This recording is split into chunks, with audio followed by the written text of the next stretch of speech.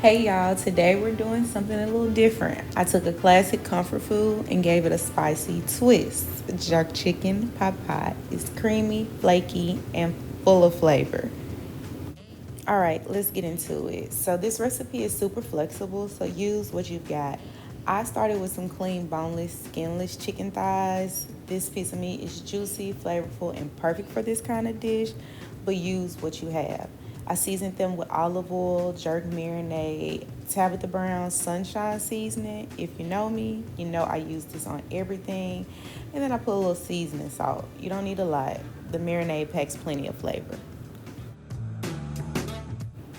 Once the chicken was all marinated, I pan seared it until it was just about cooked all the way through and had a little color on it. And then I set it to the side. You can shred it, chop it up, whatever you want to do. It doesn't have to be fancy.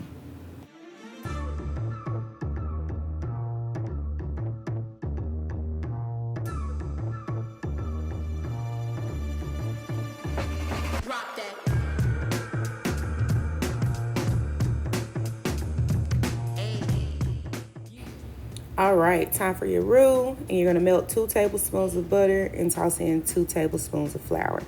And you're just gonna whisk it for a minute until it smells nutty. That's the best way to describe the smell. That lets you know that it's done and ready for you. And then you're gonna slowly pour in your chicken broth. I'll put in the description how much I normally use. And you're just gonna whisk that in and then come in and scrape up those bits that's at the bottom of the pan. That's your flavor. It's not burnt. You're gonna scrape that up, whisk in the chicken broth slowly, and just let it mix in with the flour, forming your gravy. All right, you're gonna let that simmer a little until it thickens some, and then you're gonna come in with your cream.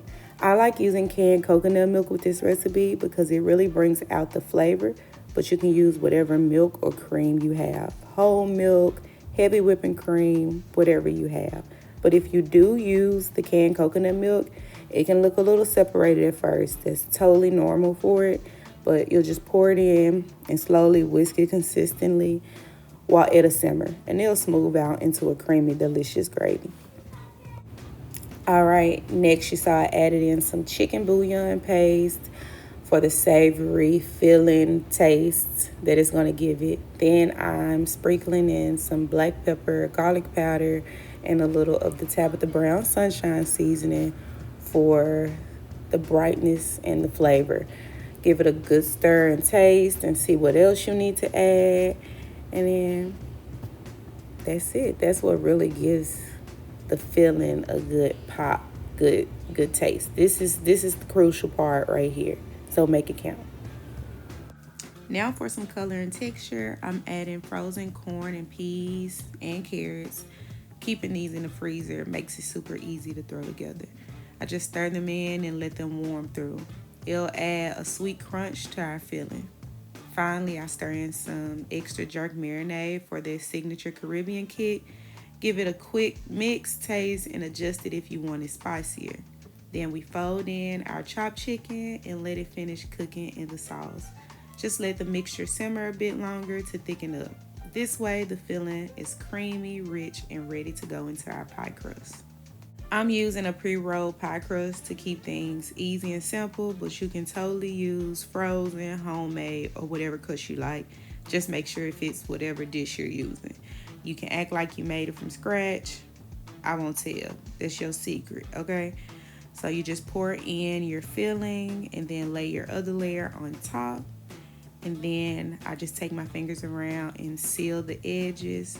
Then I cut off the extra part of the edges and go in and I just crimp the edges. You can use a fork to seal them or your fingers like I'm doing. That part is up to you and how you get down. Just be sure to cut a few slits in the top so the steam can escape, okay? Don't skip that part or you'll have a pie explosion, and that ain't what's on the menu today. Then I brush the top crust with a simple egg wash, just one egg mixed with a little water to give it that glossy golden brown finish.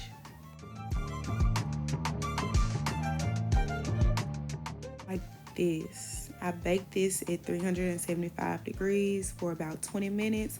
Then I pulled it out real quick and added foil around the edges. That keeps the pie crust from burning while the rest of the pie finishes baking. Popped it back in for another 15-20 minutes until the top was golden and bubbly. Look, when you take it out, I know it's tempting, but let it sit for at least 10 minutes before cutting into it. That filling is lava, okay?